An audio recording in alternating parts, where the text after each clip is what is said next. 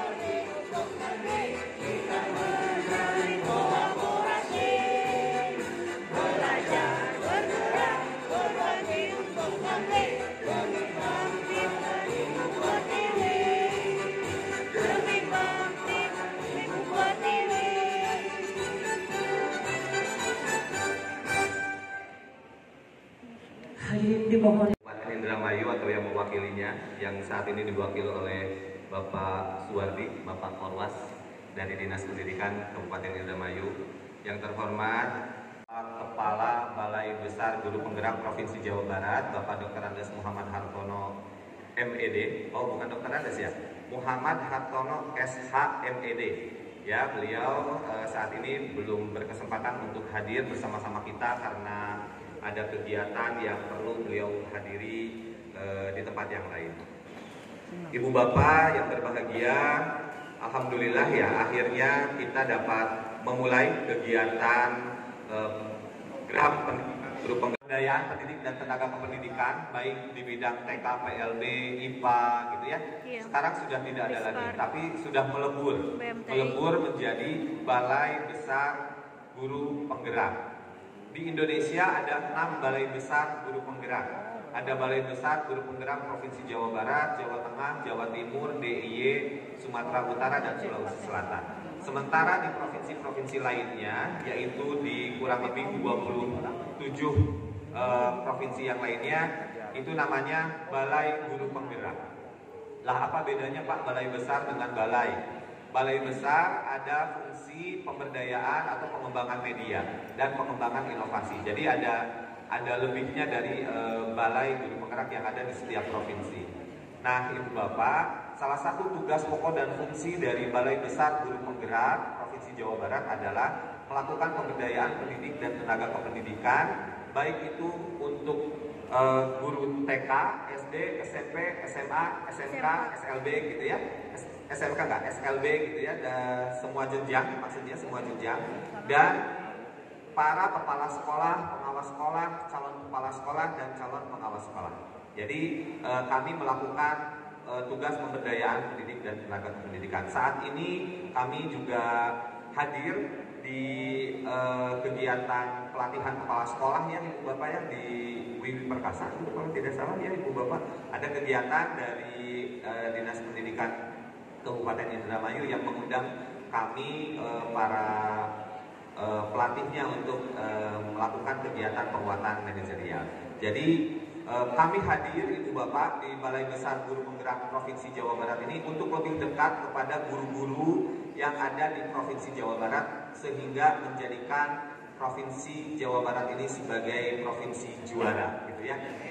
Kembali untuk Puri Handayani, Ing Artosum Tulodo, Ing Madio Mamun Karso, lalu guru sebagai petani dan lain sebagainya. Nanti Ibu Bapak akan belajar tentang itu di modul pertama. Di modul kedua Ibu Bapak akan belajar tentang nilai dan peran guru penggerak, apa saja yang dapat dilakukan oleh para guru penggerak. Di modul ketiga Ibu Bapak akan belajar mengenai visi guru penggerak. Di modul keempat Ibu Bapak akan belajar tentang budaya positif. 4 modul itu akan kita selesaikan di tahun 2022. Ya, 4 modul itu akan kita selesaikan di tahun 2022 insya Allah sampai Desember ya, 23 Desember 2022 akhir pengumpulan tugas untuk demonstrasi kontekstual. Nah, di tahun depan mungkin di bulan Maret ya, kita akan mulai lagi ke paket modul 2. Paket modul 2 itu ada 3 modul gitu ya. Modul pertama terkait dengan pembelajaran berdiferensiasi atau pembelajaran yang berpihak pada murid. Kita sudah saatnya Ibu Bapak belajar berdasarkan kebutuhan murid gitu ya. Kita memberikan materi berdasarkan kebutuhan murid. Makanya ada implementasi kurikulum merdeka. Di paket modul 2, untuk modul 2-nya itu ada kita belajar tentang social emotional learning gitu ya. Kita akan mempelajari tentang teknik stop dan lain sebagainya ya. Ibu Bapak nanti akan banyak berlatih di sana. Di modul ketiganya, di paket modul 2 kita akan belajar tentang coaching. Itu ya, bagaimana Ibu Bapak, guru dapat coach kepada peserta didiknya ataupun kepada rekan sejawatnya. Nah, di paket modul 3 Ibu Bapak kita juga akan mempelajari 3 modul. Modul yang pertama adalah pengambilan keputusan sebagai pemimpin pembelajaran ya. Modul yang pertama pengambilan keputusan sebagai pemimpin pembelajaran. Ibu Bapak biasanya Ibu Bapak dalam pekerjaan sehari-hari suka dihadapkan dengan dilema etika dan rujukan moral ya. Ya, dilema etika, aduh gimana ya ini teh sebenarnya mah nggak bisa, tapi dan gimana ya ini teh harusnya mah gini gitu ya.